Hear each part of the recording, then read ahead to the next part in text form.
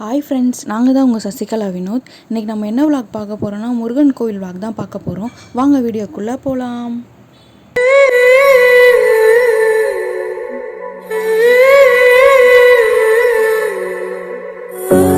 இந்த முருகன் கோயிலுக்கு பார்த்திங்கன்னா நாங்கள் ரெடில்ஸ்லேருந்து தான் போனோம். இது ரெடில்ஸ்லேருந்து 14 கிலோமீட்டர் தூரத்தில் இருக்குதுன்னு சொன்னாங்க. நம்ம ரெடில்ஸ் தாண்டோன்னு பார்த்திங்கன்னா இந்த மாதிரி ஒரு டோல்கேட் வரும். இந்த டோல்கேட் தாண்டி தான் நம்ம போனோம். இங்கே நிறைய ஹோட்டலுங்க எல்லாமே இருந்துச்சு. இந்த கோயிலுக்குன்னு பார்த்திங்கன்னா நிறைய சிறப்பு இருக்குதுன்னு சொன்னாங்க. அது என்னன்ட்டு நான் இந்த வீடியோ பின்னாடி சொல்கிறேன். நம்ம புதுசாக யாரும் நம்ம சேனலை பார்த்துருந்தீங்கன்னா சப்ஸ்கிரைப் பண்ணிவிட்டு அப்படியே பாருங்கள். இங்கே ஒரு இது தெரியுது பார்த்திங்களா, இது வந்து சோழவர டேம்னு சொன்னாங்க. இப்போ நம்ம வந்து இந்த பிரிட்ஜு மேலே தான் போனோம். நாங்கள் வந்து ஈவினிங் பார்த்திங்கன்னா ஒரு 4 மணிக்கு தான் கிளம்பணும். இது வந்து ஹைவேஸ் மாதிரி தான் இருக்கும் நம்ம போகிறது. நாங்கள் சாயங்காலம் ஒரு 4 மணிக்கு கிளம்புனனால கொஞ்சம் டீ குடிக்கணும் போல் அப்படி இருந்தது. அதனால் இங்கே பக்கத்தில் பார்த்திங்கன்னா கருப்பட்டி காஃபின்னு ஒன்று வந்துச்சு. அதோட நானும் என் ஹஸ்பண்டும் அந்த கருப்பட்டி காஃபியில் நிப்பாட்டிட்டு டீ குடிக்கலாம் அப்படின்னு சொல்லிட்டு நாங்கள் வந்தோம். நாங்கள் பைக்கை இங்கே பார்க் பண்ணிவிட்டு அதுக்கப்புறமா தான் உள்ளே போய் பார்த்தோம். உள்ளே போய் பார்த்தாலே நிறையா ஸ்நாக்ஸ் ஐட்டம்லாம் வச்சுருந்தாங்க. அதோடு பார்த்திங்கன்னா நான் வந்து டீ ஆர்டர் பண்ணியிருந்தோம். ஒரு அக்கா இங்கே சூப்பராக பஜ்ஜி போட்டாங்க. அதை பார்த்துட்டு நாங்கள் பஜ்ஜி ஹஸ்பண்ட் வேணும்னு கேட்டாங்க. அதோட பஜ்ஜி வாங்கினோம். நான் வந்து பப்பட் சாட் வாங்கினேன். ரொம்பவே எல்லாமே டேஸ்ட்டாக இருந்துச்சு. டீ எல்லாமே ரொம்ப சூப்பராகவே இருந்தது.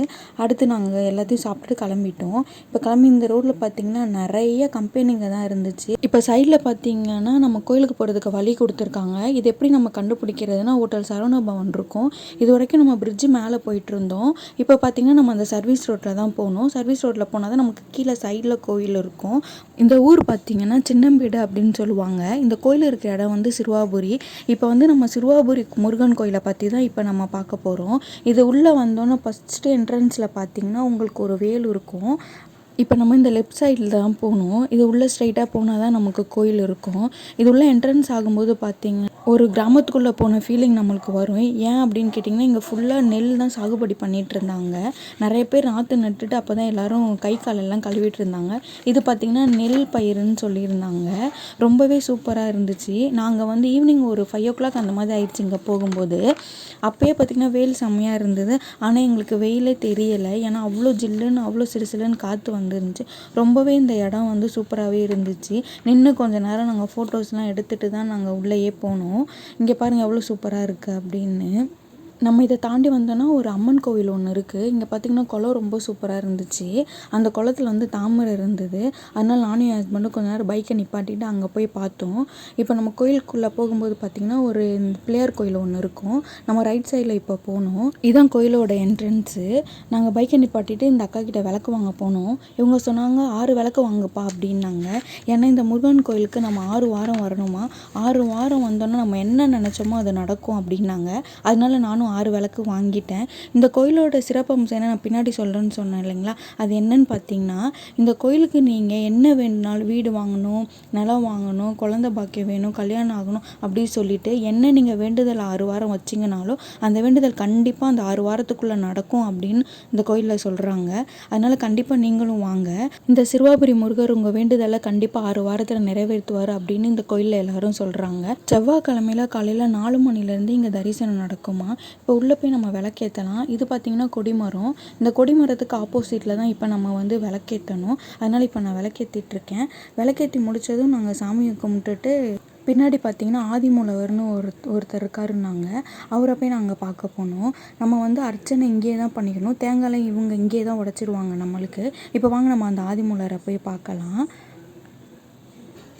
ஆதிமூலர் பின்னாடி பார்த்திங்கன்னா ஒருத்தவங்க வந்து 6 கல் விற்றுட்டு இருந்தாங்க. 100 ரூபான்னு சொன்னாங்க. அந்த கல்லை வாங்கி நம்ம வச்சோன்னா சீக்கிரத்தில் வீடு கட்டிடுவோம், இடம் வாங்கிடுவோம் அப்படின்னாங்க. இது பார்த்திங்கன்னா நிறைய பேர் தொட்டில் இங்கே கட்டி வச்சுருந்தாங்க. நம்ம அந்த கல்லை வாங்கினோம் இல்லையா, அந்த கல்லை வந்து இந்த பின்னாடி இங்கே தான் வந்து வைக்கணும் அப்படின்னாங்க. பார்க்கவே சூப்பராக இருந்துச்சு. இப்போ இது பார்த்திங்கன்னா வெளியில் நான் சொன்னேன் இல்லையா, பஸ் வந்து உங்களுக்கு கோயில் வாசலில் நிப்பாட்டுவாங்கன்னு. பார்த்திங்களா, அதான் இது. இங்கே வந்து இங்கே காய்கறி எல்லாமே அவங்க விற்றுட்ருக்காங்க. இது எல்லாமே அவங்களோட நிலத்தில் ஐஸில் போட்டு வச்சது தானா. எல்லா காயும் ரொம்ப ஃப்ரெஷ்ஷாகவே இருந்தது. நம்ம வெளியிலேருந்து ஒரு பொருள் கூட வாங்கிட்டு வர வேண்டியதே இல்லை. எல்லாமே இந்த கோயில் வாசல்லே நம்மளுக்கு வந்து விற்கிறாங்க. நம்ம சும்மா வந்து சாமி கும்பிட்டாலே போதும்.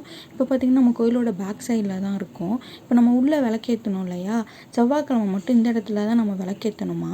இது என்ன லைன் பார்த்திங்கன்னா, செவ்வாய்க்கிழமை இது ஃபுல்லாமே கூட்டம் இருக்குமா, நிற்கக்கூட இடம் இருக்க முடியாது அப்படின்னாங்க.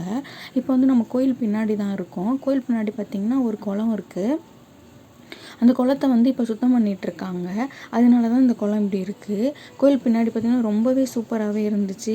ஆடு மாடு எல்லாமே நிறைய பேர் அங்கே வச்சுருந்தாங்க. செவ்வாய்க்கிழமை வந்தால் நம்ம இங்கே தான் தொட்டில் கட்டணுமா.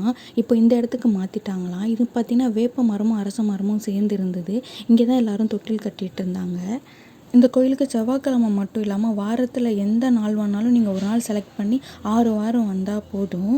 நான் முன்னாடியே சொன்ன மாதிரி வெளியில் ஒரு வேல் காட்டணும் பார்த்தீங்களா, செவ்வாய்க்கிழமை நீங்கள் வரும்போது உங்களுக்கு அங்கேயே நிப்பாட்டிடுவாங்க. பஸ்ஸு ஆட்டோ எல்லாமே. நீங்கள் உள்ளே வரும்போது உள்ளே தனியாக ஆட்டோ வச்சுருப்பாங்க. அந்த ஆட்டோவில் தான் நம்ம வந்து ஏறி வர மாதிரி இருக்கும். அதே மித்த நாளில் பார்த்திங்கன்னா நீங்கள் இந்த கோயில் வரைக்குமே நீங்கள் வரலாம். வெளியே வந்தோன்னே பார்த்திங்கன்னா சிறுவாபுரியோட கோயிலோட வரலாறு போட்டிருப்பாங்க. வாழைத்தோப்பு இங்கே இருந்துச்சு.